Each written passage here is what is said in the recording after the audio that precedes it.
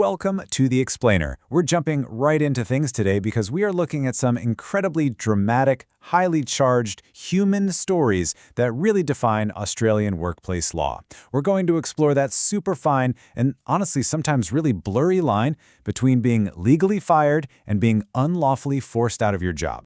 To kick things off, I want you to think about this question. Can your boss just keep your passport after firing you? I mean, it sounds like something straight out of a suspense thriller, right? But as you'll see, this is a very real scenario that perfectly sets the stakes for our first case study.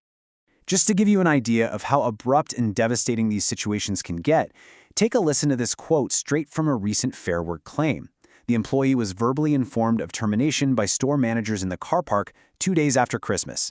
Literally, imagine showing up for your holiday shift only to be fired before you even walk through the front doors.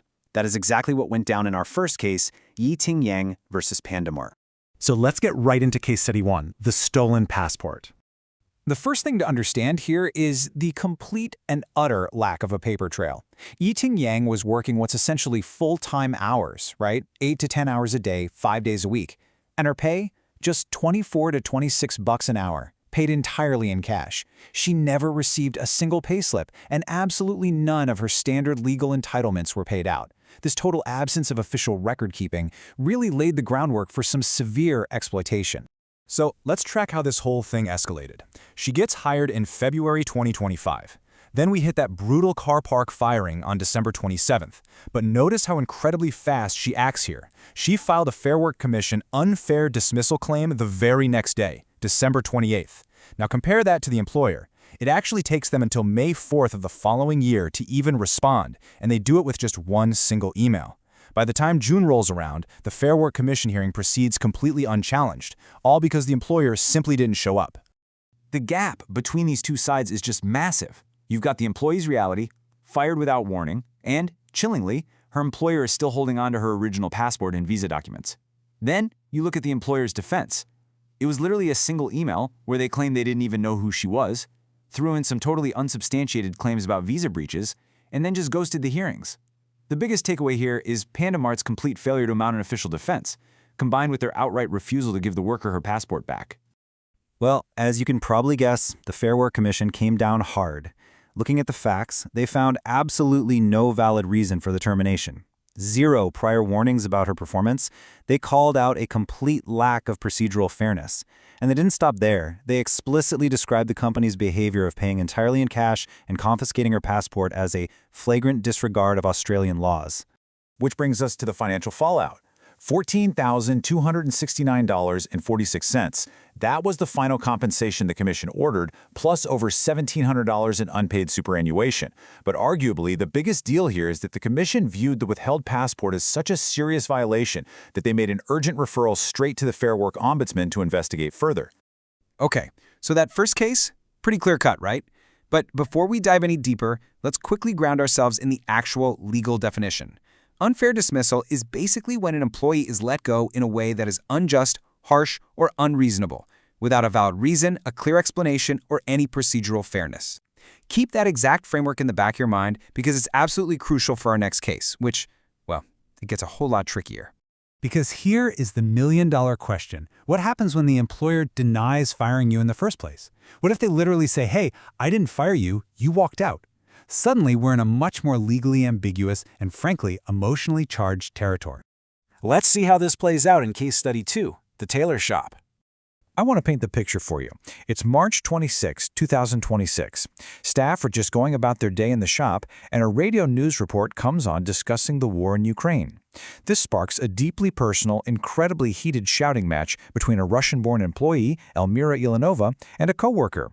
It got so intense that a customer actually walked out of the store. It really goes to show how quickly complex geopolitical tensions can just flare up on a shop floor and snowball straight into a legal battle. The aftermath the following Monday is where the stories completely diverge. Elmira claims her manager basically told her they couldn't work together anymore. She felt she was facing a hostile environment because of her nationality and argued she was essentially forced to resign. Legally, that's called constructive dismissal. But the manager, Oksana, she had a totally different version of events. She claims Elmira packed her own bags. Oksana said she explicitly told Elmira she still had a job if she wanted to sit down and get to work, but the employee just chose to walk out. Constructive dismissal on one hand, voluntary abandonment on the other. So the Fair Work Commission had to step in and untangle this mess, and their reasoning here is super important. They completely rejected the unfair dismissal claim. Why? Because they found the employer's evidence to be clear and credible. They decided there was absolutely no intention from the manager to end the employment. That intense conversation they had, the commission ruled it was strictly about maintaining proper workplace behavior after the shouting match, not about firing her. So the worker was not forced to resign. It perfectly illustrates where the law draws the line. For an unfair dismissal claim to actually hold up, the termination truly has to be initiated by the employer. All right, moving on to our final section, protecting yourself at work. Based on the facts we've just unpacked, there are a couple of crucial things you absolutely need to know. First up, documents. Yes, an employer can make a copy of your passport to verify who you are and check your right to work. But they absolutely, under no circumstances, can legally keep your original documents. That is straight-up workplace exploitation. Secondly, the cash-in-hand thing. This surprises so many people, but paying in cash is actually 100% legal in Australia. The catch is, the employer still has to give you a formal payslip within 1 day, they still have to pay the correct reward rates, and they still have to pay your superannuation. Getting paid in cash does not mean your legal rights just vanish into thin air.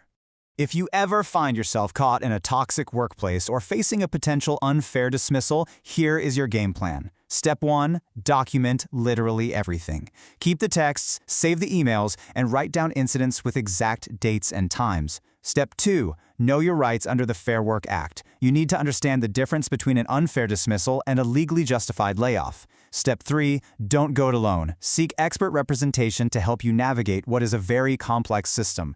And Step 4, act fast. File that claim promptly. As we saw with the Panda Mart case, moving quickly is absolutely vital because you are dealing with very strict legal deadlines. We have covered some seriously intense ground today, from stolen passports in car parks to explosive arguments on the shop floor. So I want to leave you with this one thought to chew on. Now that you know the actual line between a legal separation and an unfair dismissal, how safe are the practices in your own workplace? Take a good look around. Use this knowledge to empower yourself and never be afraid to ask the hard questions about your rights. Thanks for hanging out with me for this explainer and keep learning.